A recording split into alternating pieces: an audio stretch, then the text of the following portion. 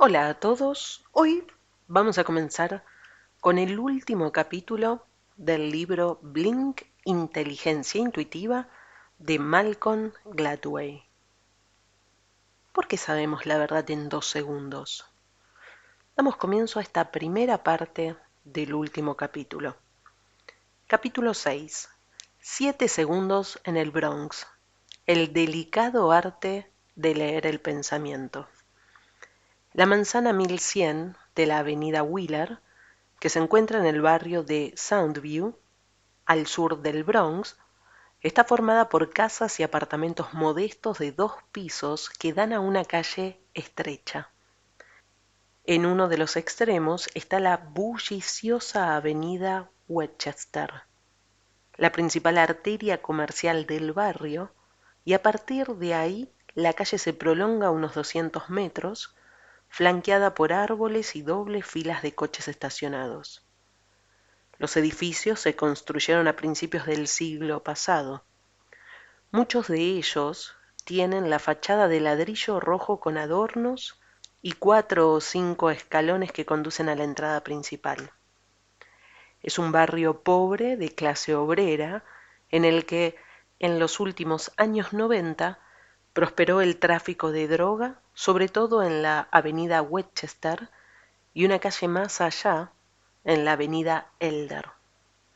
Soundview es el tipo de lugar al que iría un inmigrante en Nueva York que quisiera vivir en un sitio barato y cercano al metro, y eso fue lo que llevó a Amado Diallo hasta la avenida Wheeler. Diallo era de Guinea. En 1999 tenía 22 años y trabajaba en el sur de Manhattan como vendedor ambulante de cintas de video, calcetines y guantes que extendía sobre la acera de la calle 14. Era un joven bajito y sencillo, de 1,70 m de altura y unos 68 kilos. Vivía en el 1157 de Wheeler, en el segundo piso de una de las estrechas casas de apartamentos de la calle. La noche del 3 de febrero de 1999, Diallo volvió a su apartamento poco antes de medianoche, charló un rato con sus compañeros de habitación y luego bajó a la entrada principal de la casa y allí, de pie sobre el escalón superior, permaneció tomando el refresco. Unos cuantos minutos más tarde, un Ford Taurus camuflado giró lentamente hacia la avenida Wheeler con un grupo de agentes de policía vestidos de paisano en el interior del automóvil. Eran 4, todos blancos, todos con pantalones de mezclilla, sudaderas, gorras de béisbol y chalecos antibalas, y todos con pistolas semiautomáticas de 9 milímetros especiales para policías. Los agentes pertenecían a la denominada Unidad contra la Delincuencia Callejera, una sección especial del Departamento de Policía de Nueva York dedicada a patrullar por los puntos conflictivos de delincuencia en los barrios más pobres de la ciudad. Conducía el Taurus Ken Voss, de 26 años. Junto a él iba Sean Carroll, de 35, y el asiento trasero lo ocupaba Edward McMillan, de 26, y Richard Murphy, también de 26 años. Carroll fue el primero que vio a Diallo. Un momento, dijo a los otros ocupantes del coche. ¿Qué hace ese tipo ahí? Carroll explicaría posteriormente que le pasaron 2 pensamientos por la cabeza. Uno fue que Diallo podría estar vigilando para algún ladrón de los que entran a robar en los pisos haciéndose pasar por una visita. El otro fue que Diallo encajaba con la descripción de un violador múltiple que había estado actuando en el barrio hacía un año. Estaba ahí de pie, recordó Carroll. Ahí, de pie sobre el escalón, mirando a uno y otro lado de la calle, asomando la cabeza y luego apoyándola contra la pared. En cuestión de segundos hizo lo mismo otra vez. Miró hacia abajo, miró hacia la derecha, y pareció que se metía en el portal cuando nos aproximábamos, como si no quisiera que lo viéramos. Entonces, al pasar por delante, yo le miré, intentando averiguar qué pasaba. ¿Qué trama este tipo? Vos detuvo el coche y retrocedió hasta que el Taurus quedó justo enfrente del 1157 de Wheeler. Diallo seguía ahí, lo cual, según afirmó más tarde Carol, le sorprendió. Pensé que no cabía duda de que algo pasaba ahí. Carol y Macmillan salieron del coche. ¡Policía! Gritó Macmillan, mostrándole la placa a Diallo. ¿Podemos hablar? El joven no contestó. Más tarde se supo que era tartamudo, de modo que bien pudo haber intentado decir algo, aunque sin conseguirlo. Además no hablaba bien inglés y corría el rumor de que un grupo de hombres armados había robado hacía poco a un conocido suyo, de modo que debía sentirse aterrorizado. Ahí estaba él, fuera de su casa, en un mal barrio y pasada la medianoche, mientras dos hombres muy corpulentos con gorras de béisbol y el pecho hinchado por los chalecos antibalas avanzaban hacia él a grandes zancadas. Diallo se quedó quieto un instante y a continuación entró corriendo en el portal. Carol y Macmillan salieron corriendo tras él.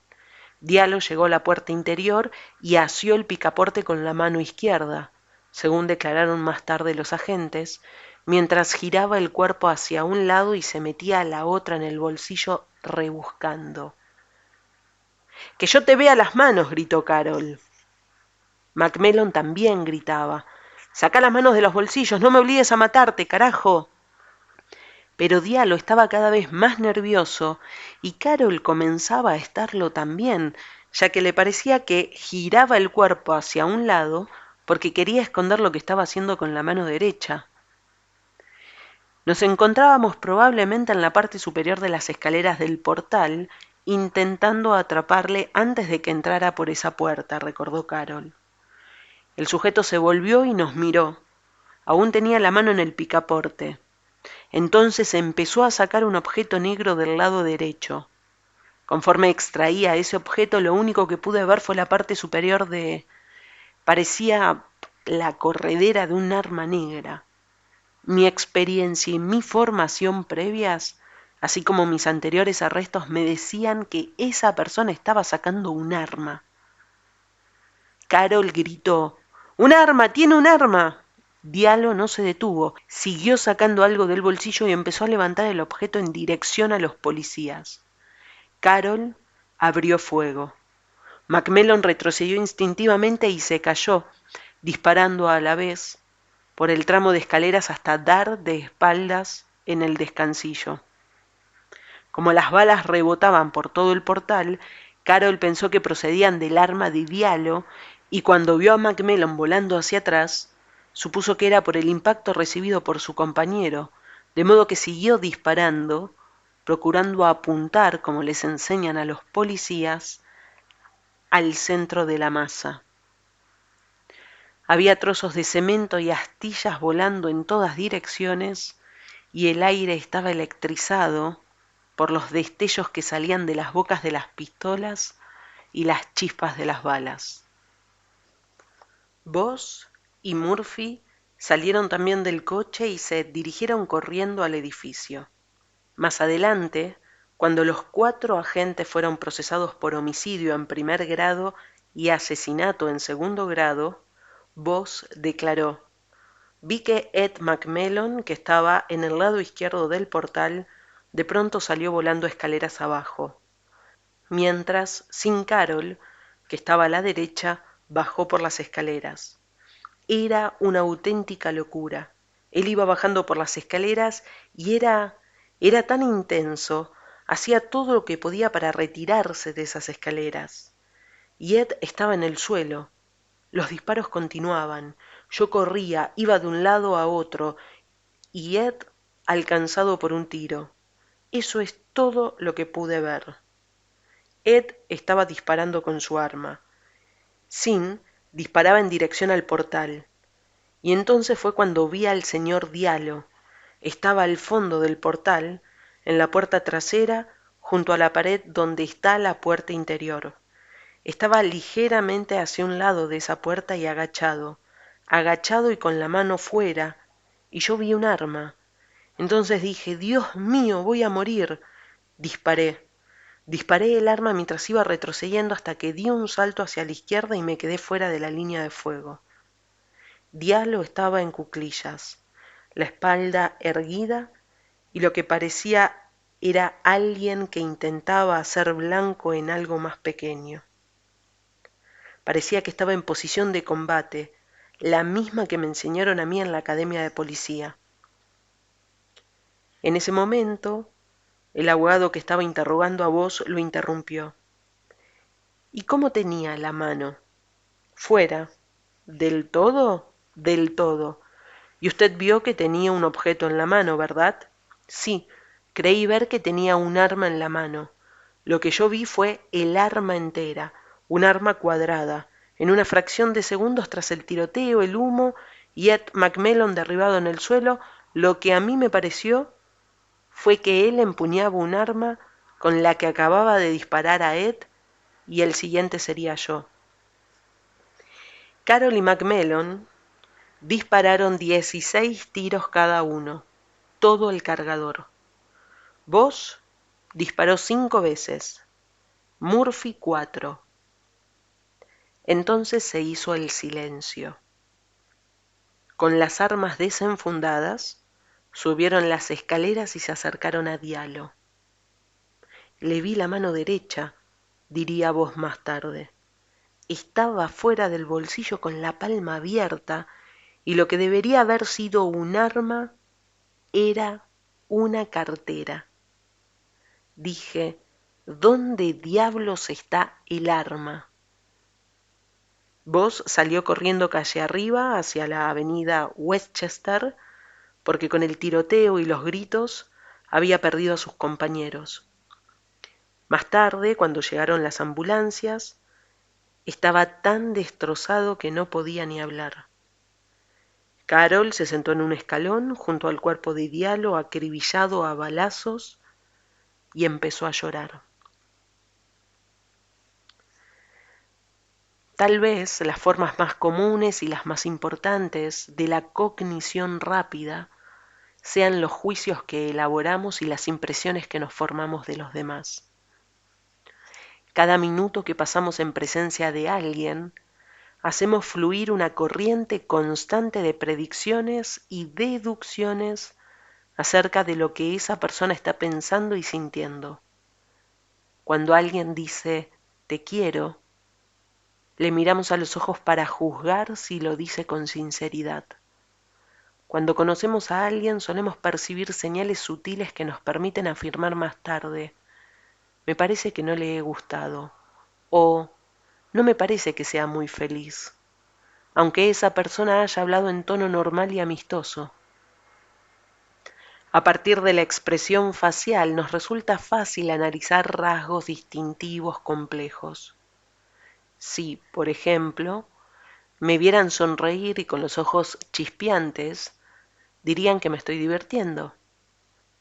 Pero si me vieran asentir con la cabeza y sonreír exageradamente, con los labios apretados, pensarían que me han tomado el pelo y que estoy respondiendo con sarcasmo. Si mirara a alguien, le sonriera ligeramente y luego mirara hacia abajo y apartara la vista, pensarían que estoy coqueteando. Si hiciera un comentario e inmediatamente después sonriera unos instantes y a continuación asintiera con la cabeza o la ladeara, podrían deducir que acabo de decir algo un poco duro e intento suavizar lo dicho. Para llegar a tales conclusiones, no necesitarían oír lo que yo digo. Llegarían y ya está, en un abrir y cerrar de ojos. Si se acercaran a una niña de 1 año que está sentada en el suelo jugando e hicieran algo un poco chocante, como cubrirle las manos con las suyas, la niña les miraría de inmediato a los ojos. ¿Por qué? Porque lo que acaban de hacer exige una explicación y la niña sabe que puede encontrar la respuesta en su cara. Esta práctica de deducir los motivos e intenciones de los demás es un ejemplo clásico de selección de datos significativos. Consiste en captar indicios sutiles y fugaces que nos permitan leer la mente de alguien, y no hay prácticamente otro impulso tan básico y automático que además nos salga tan bien sin esfuerzo alguno. Ahora bien, en la madrugada del 4 de febrero de 1999, los 4 agentes que patrullaban por la avenida Wheeler fallaron en esta labor tan esencial. No leyeron el pensamiento de Diallo. En primer lugar, Sean Carroll vio a Diallo y dijo a los demás ocupantes del vehículo: «¿Qué hace ese tipo ahí?». La respuesta era que Diallo había salido a tomar el fresco, pero Carroll lo clasificó al instante y decidió que parecía sospechoso. Ese fue el primer error. A continuación dieron marcha atrás con el coche y Diallo no se movió. Carroll diría más tarde que eso lo sorprendió. Qué tipo tan descarado que ni siquiera corría al ver a la policía. Diallo no era descarado, era curioso. He aquí el segundo error. Después Carroll y Murphy avanzaron hacia Diallo y vieron que éste giraba el cuerpo ligeramente hacia un lado y hacía ademán de meter la mano en el bolsillo. En esa fracción de segundos decidieron que era peligroso, pero no lo era. Estaba aterrorizado. Ese fue el tercer error. Por lo común, no tenemos dificultad alguna para distinguir en un abrir y cerrar de ojos entre alguien que es desconfiado y alguien que no lo es, entre alguien que es descarado y alguien que es curioso, y lo más fácil de todo, entre alguien aterrorizado y alguien peligroso. Cualquiera que vaya caminando por una calle de una ciudad avanzada ya la noche no deja de hacer esas cavilaciones instantáneas. En todo caso, esa capacidad humana tan básica les falló a los agentes esa noche por alguna razón. ¿Por qué? Este tipo de equivocaciones no son acontecimientos anómalos. Todos cometemos errores al leer el pensamiento. Son el origen de incontables riñas, desacuerdos, malentendidos y sentimientos heridos. Aún así, por su carácter instantáneo y misterioso, no sabemos en realidad cómo comprender tales errores. En las semanas y los meses posteriores al asesinato de Diallo, por ejemplo, conforme fue apareciendo el caso en las portadas de todo el mundo, la polémica sobre lo sucedido aquella noche fue pasando de un extremo a otro. Hubo quienes afirmaron que solo fue un terrible accidente, una consecuencia inevitable del hecho de que los agentes de policía a veces tienen que tomar decisiones sobre cuestiones de vida o muerte en condiciones de incertidumbre. Esa fue la conclusión a la que llegó el jurado del caso Diallo, de modo que vos, Carroll, McMillan y Murphy fueron absueltos de los cargos de asesinato. Del otro lado estaban los que consideraron lo que pasó como un caso clarísimo de racismo. Se produjeron protestas y manifestaciones por toda la ciudad. Diallo se convirtió en un mártir. La avenida Wheeler pasó a llamarse Plaza de Amado Diallo. Bruce Springsteen escribió y cantó una canción en su honor titulada 41 Shots, 41 disparos, cuyo estribillo dice así: te pueden matar solo por vivir en tu piel americana. Ninguna de estas explicaciones, sin embargo, es muy satisfactoria. No había pruebas de que los 4 agentes del caso Diallo fueran malas personas, ni racistas, ni de que fueran por Diallo. Por otra parte, parece erróneo llamar simple accidente al asesinato, puesto que la labor policial no fue precisamente ejemplar. Los agentes hicieron una serie de juicios erróneos cruciales, el primero de los cuales fue suponer que un hombre que estaba tomando el fresco a la puerta de su casa era un posible criminal. En otras palabras, el asesinato de Diallo se puede clasificar como perteneciente a una especie de zona gris, un terreno intermedio entre lo deliberado y lo accidental. Los errores al leer el pensamiento a veces son así. No siempre resultan tan espectaculares y obvios como otras fallas de la cognición rápida. Son sutiles, complejos y sorprendentemente comunes, y lo que sucedió en la avenida Wheeler es un ejemplo muy claro de cómo funciona la lectura del pensamiento y de cómo, en ocasiones, ésta fracasa estrepitosamente.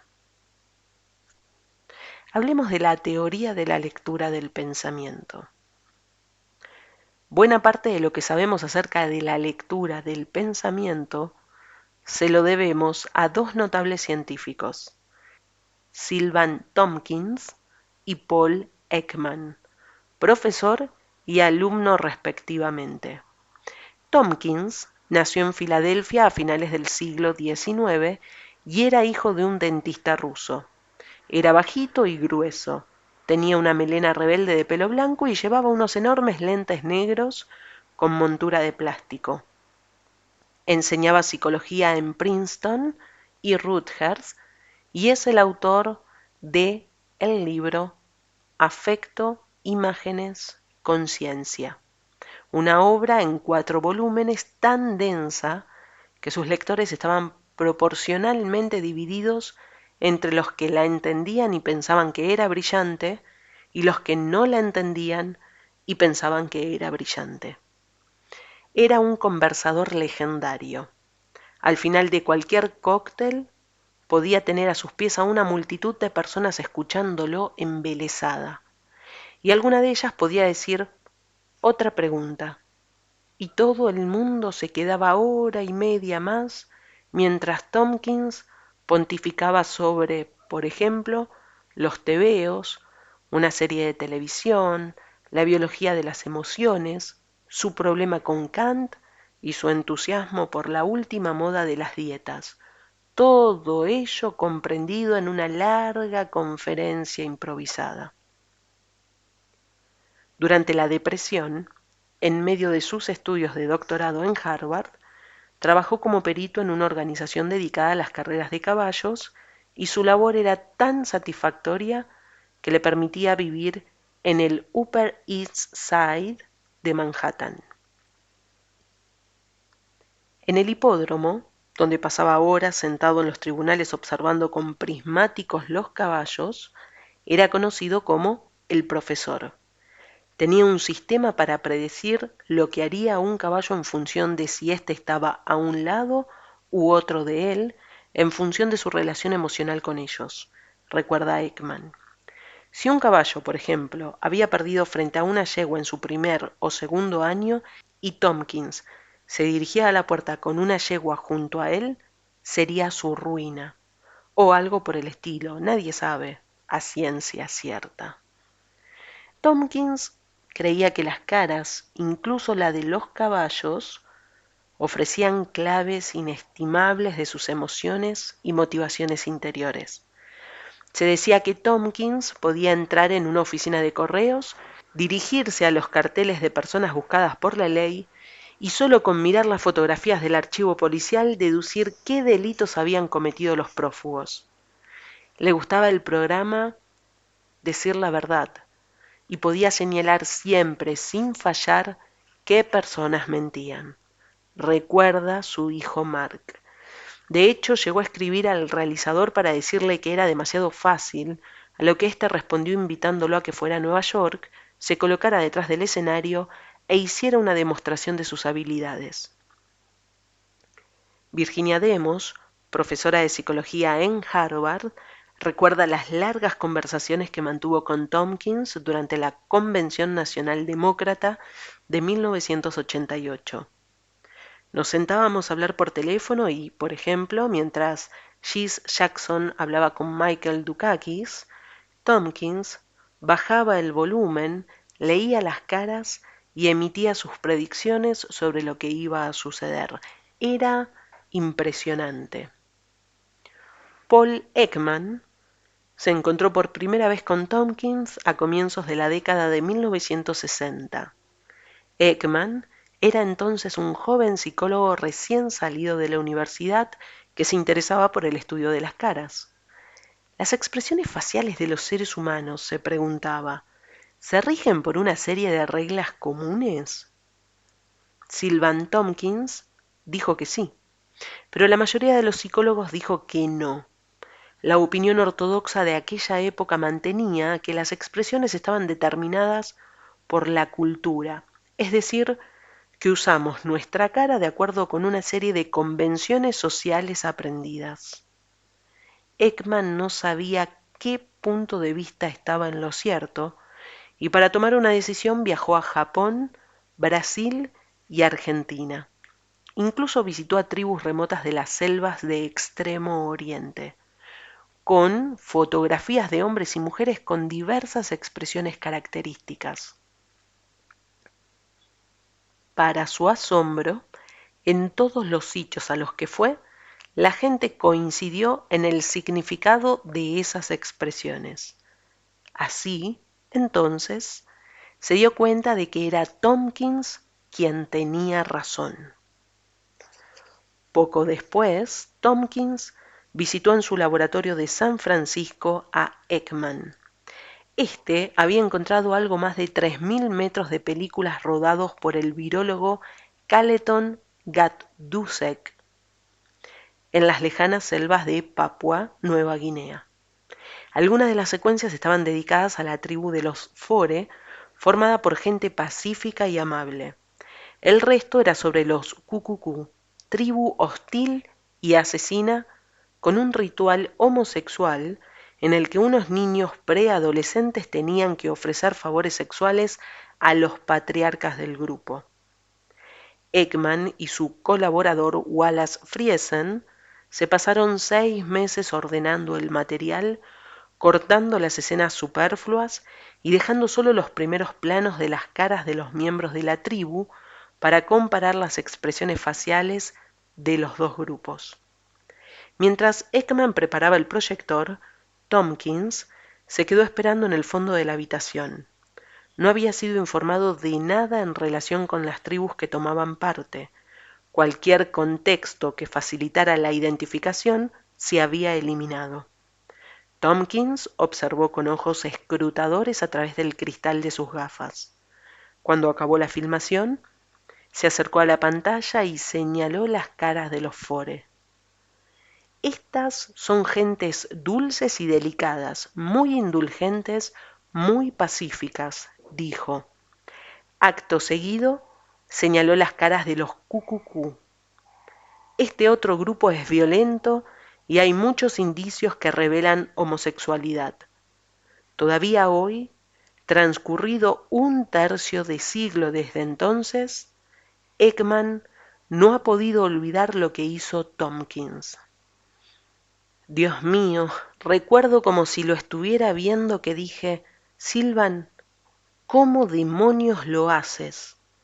Mientras pasábamos la película, hacia atrás, a cámara lenta, Tompkins se acercó a la pantalla y señaló las protuberancias y los pliegues especiales que había en las caras en las que había basado su juicio.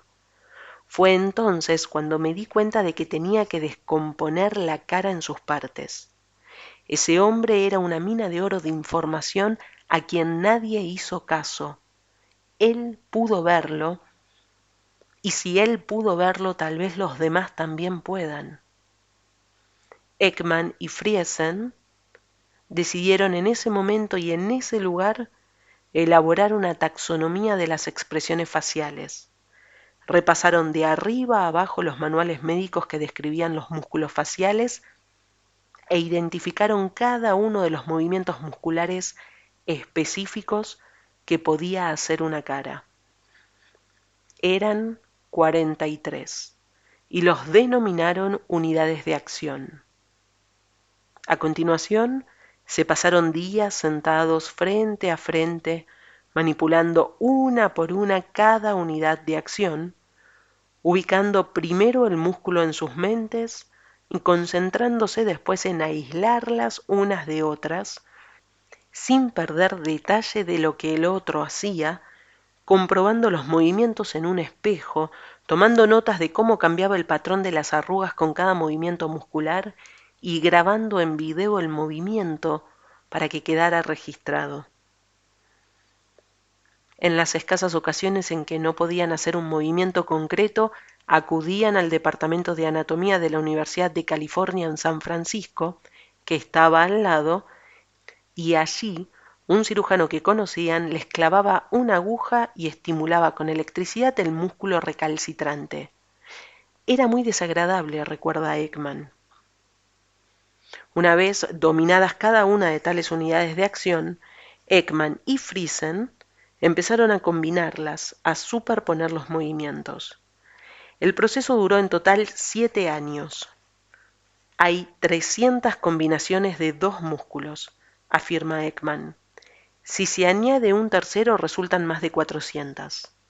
Nosotros consideramos hasta 5 músculos, de los que se obtienen más de 10.000 configuraciones faciales visibles. La mayoría de esas 10.000 expresiones faciales no significa nada, desde luego. Es el tipo de gesto sin sentido que hacen los niños. En todo caso, al trabajar con cada una de las combinaciones de las unidades de acción, los dos estudiosos identificaron cerca de 3.000 que sí parecían significar algo, hasta que catalogaron el repertorio esencial de las muestras faciales de emoción del ser humano. Paul Ekman es ahora sexagenario. No lleva barba ni bigote, tiene los ojos muy juntos, cejas pobladas y prominentes, y aunque es de complexión normal, aparenta ser mucho más corpulento. Hay algo de tenacidad y solidez en su porte.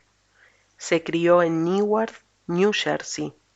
Hijo de un pediatra, a los 15 años ingresó en la Universidad de Chicago.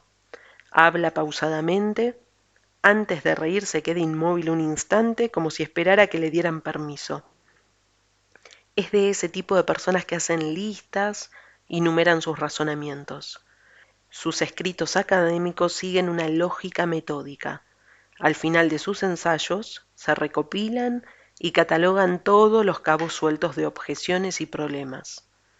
Desde mediados de la década de 1960, trabaja en una destartalada casa victoriana de la Universidad de California en San Francisco, donde tiene una cátedra.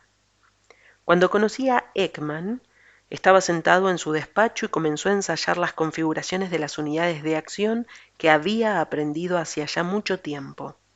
Se inclinó levemente hacia adelante y apoyó las manos en las rodillas. En la pared que tenía a su espalda había fotografías de sus 2 héroes, Tompkins y Charles Darwin. La unidad de acción número 4 puede hacerla todo el mundo, comenzó. Bajó el ceño valiéndose del músculo depresor del entrecejo y del superciliar. La número 9 puede hacerla casi todo el mundo. Arrugó la nariz mediante el elevador común del ala de la nariz y del labio superior. Cualquiera puede hacer la 5. Contrajo el elevador del párpado superior, levantando ese párpado. Yo trataba de imitarlo y se quedó mirándome. Hace usted muy bien la 5, dijo generoso. Cuanto más hundidos se tienen los ojos, más difícil es hacer la número 5. Y luego está la 7. Entrecerró los ojos. La 12. Sonrió activando el cigomático mayor.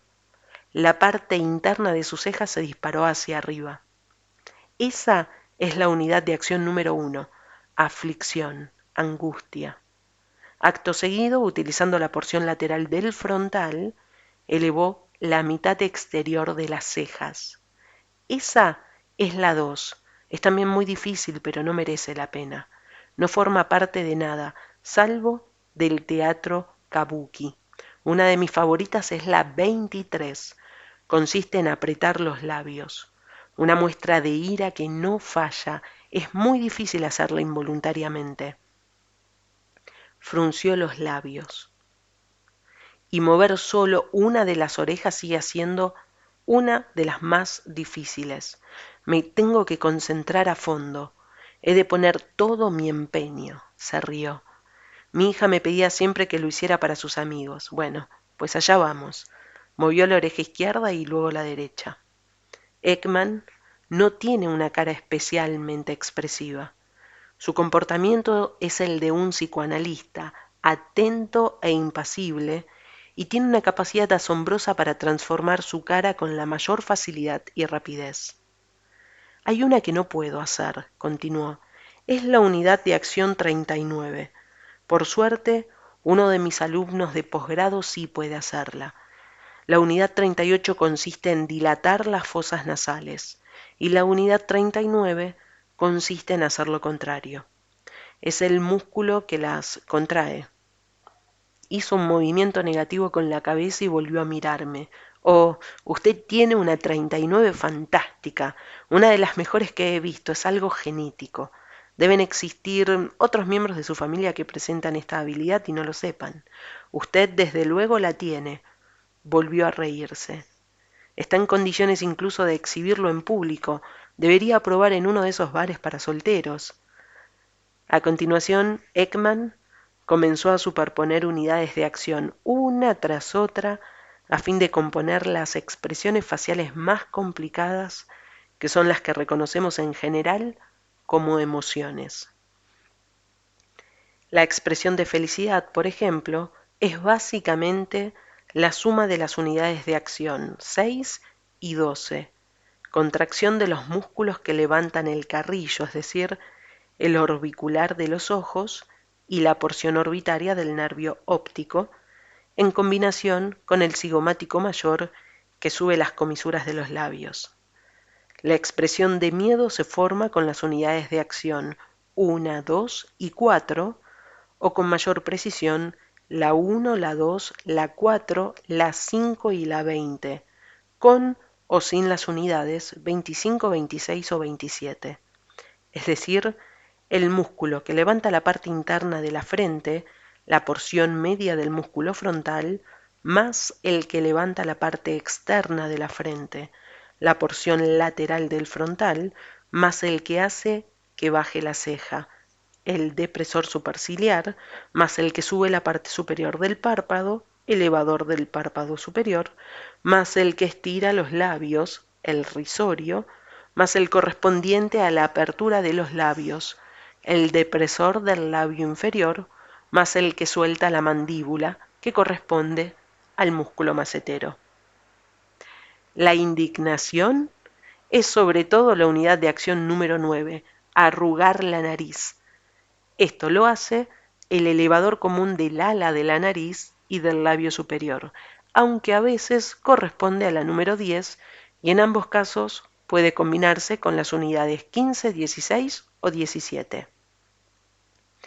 Lo que hicieron al final Ekman y Friesen fue organizar todas estas combinaciones, así como las reglas para leerlas e interpretarlas, en el sistema de codificación de las acciones faciales, y redactar con ellas un documento de 500 páginas.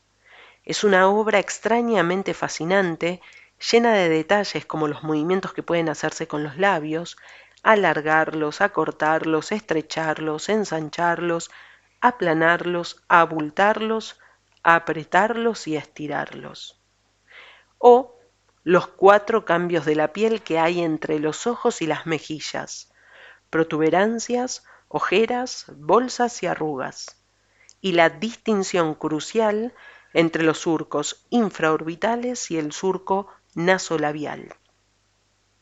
John Gottman, de cuya investigación sobre el matrimonio me ocupé en el capítulo 1, lleva años colaborando con Ekman y utiliza los principios del FACS, que es el acrónimo en inglés del sistema de codificación de las acciones faciales, para analizar los estados emocionales de las parejas. Otros investigadores han empleado el sistema de Ekman para estudiar todo tipo de cosas, desde la esquizofrenia a las cardiopatías, Incluso lo han usado los responsables de la animación por computadora de Pixar en Toy Story y DreamWorks en Shrek. Dominar por completo el sistema fax lleva semanas y solo hay 500 personas en todo el mundo con certificación para usarlo en investigación. Ahora bien, los que lo dominan adquieren un nivel extraordinario en la percepción de los mensajes que nos enviamos mutuamente cuando nos miramos a los ojos. Ekman recordó la primera vez que vio a Bill Clinton durante las primarias del Partido Demócrata de 1992. Estaba observando sus expresiones faciales y le dije a mi mujer: este es el clásico niño malo. He aquí un tipo que quiere que lo agarren con las manos en la masa y que a pesar de ello lo sigamos queriendo. Le vi una expresión que es una de sus favoritas. Es una mirada que parece decir: mamá, aquí me tienes con las manos en el tarro de mermelada. Quiéreme, mamá, porque soy un pillo. Se trata de las unidades de acción número 12, 15, 17 y 22 con la mirada hacia arriba. Ekman hizo una pausa y luego reconstruyó esa secuencia especial de expresiones que vio en la cara de Clinton.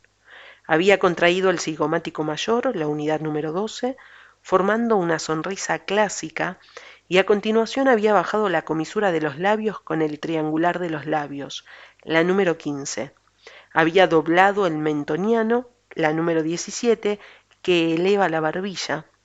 Luego había apretado ligeramente los labios para formar la unidad 24 y por último había elevado la mirada. Fue como si el propio Slick Willy, Willy el escurridizo, hubiera irrumpido de repente en la habitación. Yo conocía a un miembro del departamento de comunicación de Clinton, así que me puse en contacto con él. Le dije: mira, Clinton tiene una manera de girar los ojos hacia arriba, acompañada de cierta expresión, que lo que transmite es: soy un niño malo. En mi opinión, no debería hacerlo. Yo podría enseñarle en 2 o 3 horas a no hacerlo. A lo que él me respondió: no podemos arriesgarnos a que la gente se entere de que acude a un experto en mentir. La voz de Ekman se fue apagando. Estaba claro que a él le gustaba Clinton y que quería que su expresión no fuera más que un tic facial sin significado.